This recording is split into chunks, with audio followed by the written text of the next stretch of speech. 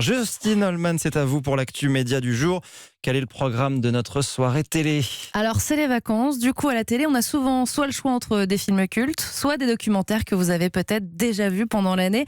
Et c'est ce qui va se passer ce soir, mais ce n'est pas négatif. Au contraire, à 21h05 sur W9, je vous propose de revoir le portrait Claude François, Les Derniers Secrets. Alors pourquoi ? Eh bien parce que 41 ans après sa disparition, on a l'impression de le connaître encore, qu'il est toujours là, mais les souvenirs s'en vont quand même avec le temps. Alors ce documentaire nous permet de nous rappeler certains moments de sa carrière et il est très complet.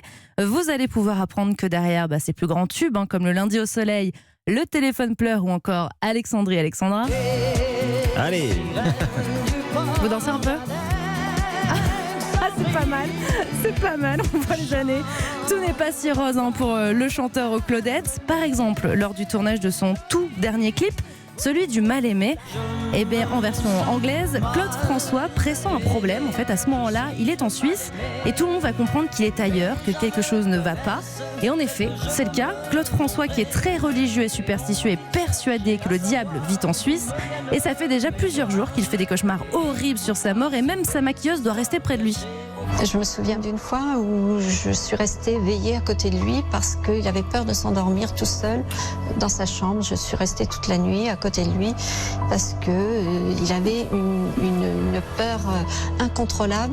J'avais laissé une petite lumière allumée pour qu'il ait comme une présence ou en tout cas une lumière apaisante. Voilà, quelques jours plus tard, il décide de rentrer en France plus tôt, tellement l'angoisse est forte. Ce qu'il ne savait pas, c'est que justement, en faisant ça, sa mort qu'il redoutait tant allait arriver le lendemain. La suite, on la connaît, mais voilà, des anecdotes pareilles, il y en a tout du long. C'est vraiment intéressant. Alors si ça vous dit, il suffit de mettre W9 ce soir à 21h05. Et en plus, un clo-clo peut cacher un Jean-Jacques. Juste après, à 23h10, vous pourrez voir tout un documentaire sur Jean-Jacques Goldman, un héros si discret. Voilà, soirée révélation sur la 9.